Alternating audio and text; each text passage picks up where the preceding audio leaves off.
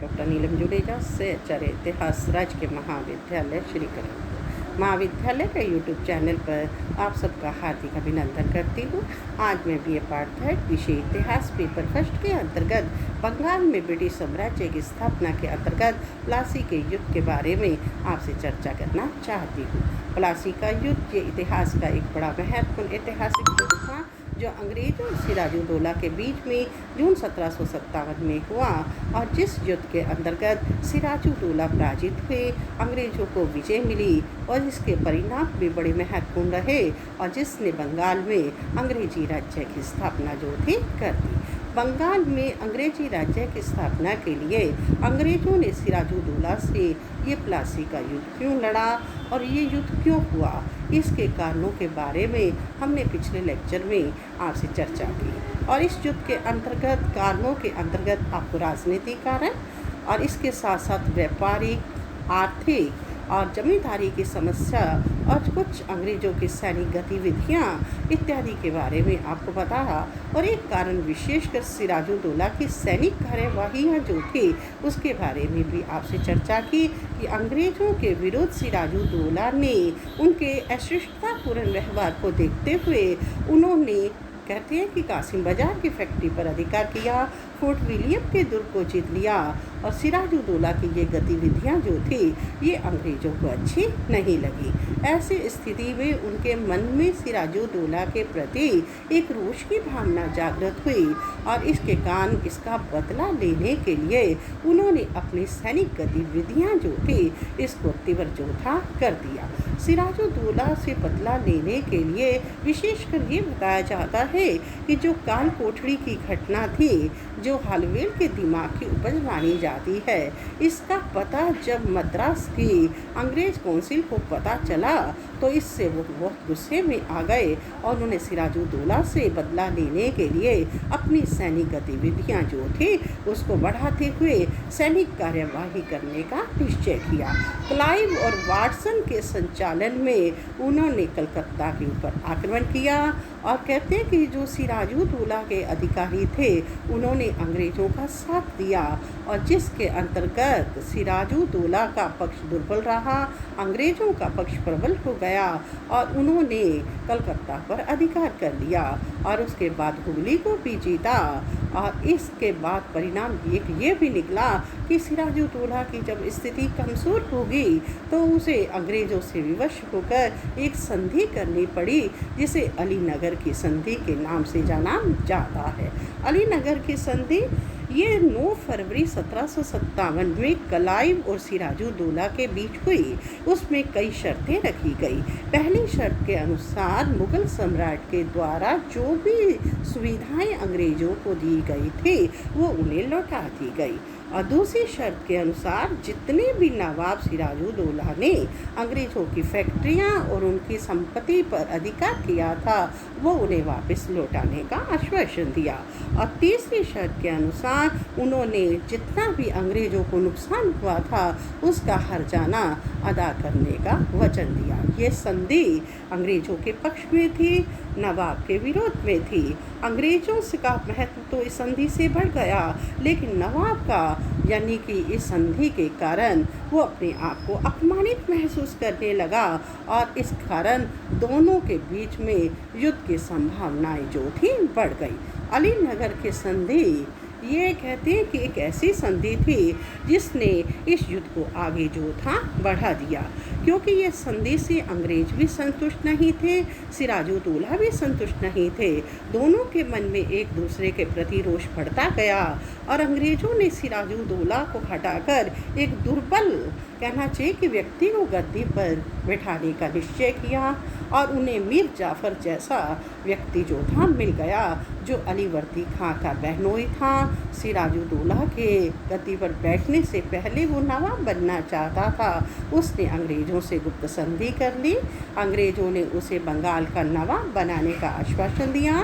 उसके बदले उसने अंग्रेजों को कासिम बाजार, ढाका और कलकत्ता में किलेबंदी करने और सैनिक व्यय के रूप में 1 करोड़ रुपए देने का आश्वासन दिया। और ये जो षड्यंत्र किया गया क्लाइव के द्वारा, ये युद्ध से पहले हुआ। ये संधि उससे पहले हुई। जगत सेठ, राय दुर्बल, अमीन चंद यानी इनके मार्फत से ये संधि संपन्न करवाई गई। और उसके बाद यानी युद्ध जो था इसको करने का प्रयास जो था किया गया। ये कहा जाता है कि जो अलीनगर की संधि थी, ये संधि तो एक दिखावे की संधि थी। अब युद्ध करने के लिए क्लाइव ने नवाब सिराजुद्दौला पर आरोप लगाया और उस पर संधि भंग का आरोप लगाते हुए उसके विरुद्ध सेनाएं भेजने का निश्चय किया। और इसका पता जब नवाब सिराजुद्दौला को चला, उसके कुछ अधिकारी जो थे वो भी उससे दूर हो चुके थे। और इसके अतिरिक्त अहमद शाह अब्दाली के आक्रमण भी भारत में बढ़ते जा रहे थे। और ऐसी स्थिति में कहते हैं कि सिराजुद्दौला बड़े भयभीत हो गए और उन्होंने मीर जाफ़र को अपनी ओर मिलाने का प्रयास किया, लेकिन वो असफल रहे।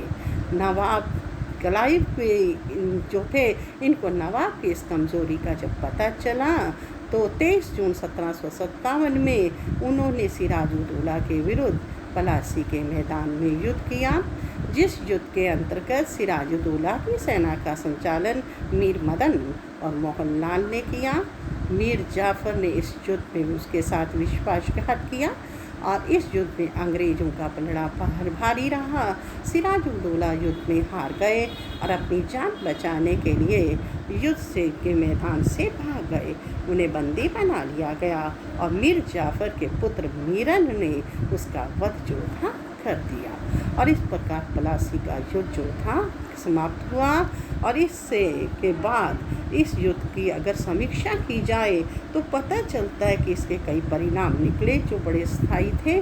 और इसके परिणाम स्वरूप राजनीति में बंगाल की बड़ा बदलाव आया। पहला परिणाम तो ये निकला कि इस युद्ध के बाद सिराजुद्दौला को बंगाल के नवाब पद से हटा दिया गया, उसका वध कर दिया गया। मीर जाफ़र को बंगाल का नवाब बनाया गया और उसने कंपनी और क्लाइव को बेशुमार धन दिया और वो जितनी भी सुविधाएं थी वो भी उन्हें प्रदान जो थी कर दी। और दूसरा परिणाम ये निकला कि इस युद्ध के बाद बंगाल की गद्दी पर एक ऐसा नवाब आ गया जो अंग्रेज़ों के हाथ की कठपुतली बन गया और उनके इशारे पर उसने शासन जो था चलाया। तीसरा परिणाम ये निकला कि पलासी के युद्ध के बाद बंगाल की राजनीति पर अंग्रेज़ों का नियंत्रण कायम हो गया और उन्होंने मनमाने तरीके से अपनी गतिविधियां जो थी तेज की। चौथा परिणाम ये निकला कि इस युद्ध के बाद अंग्रेज़ों का व्यापार के अंतर्गत भी उन्हें बड़ा लाभ पहुंचा और व्यापार के साथ साथ उनकी राजनीतिक शक्ति भी जो थी बढ़ गई। और इसका एक परिणाम ये भी निकला कि इस युद्ध के परिणाम स्वरूप कहते हैं कि बंगाल के जो नवाब था उसकी शक्ति कमज़ोर हो गई और मुग़ल सम्राट अंग्रेज़ों का कुछ भी नहीं बिगाड़ सका। और इसके कारण अंग्रेज़ों को मुग़ल सम्राट की स्थिति और उसकी शक्ति का पता चल गया और भविष्य में इसका उन्होंने पूरा लाभ उठाया। और एक परिणाम इसका ये भी रहा, इस प्लासी के युद्ध के बाद अंग्रेज़ जो थे उन्होंने बंगाल का यानी शोषण किया, समय समय पर उनसे धन ऐंठते रहे। अंग्रेज़ शक्तिशाली और आर्थिक दृष्टिकोण से मजबूत हो गए और बंगाल जो था वो शक्तिहीन जो था होता गया। और इस युद्ध का एक परिणाम ये भी निकला कि इस युद्ध के परिणाम स्वरूप क्लाइव जो था उसने बंगाल पर पूर्णतः अधिकार करने के लिए उन्होंने सैनिक गतिविधियों को जारी रखा और भविष्य में उन्होंने पूर्णतः बंगाल पर अधिकार करने के लिए एक और युद्ध भी लड़ा जिसे बक्सर के युद्ध के नाम से जाना जाता है।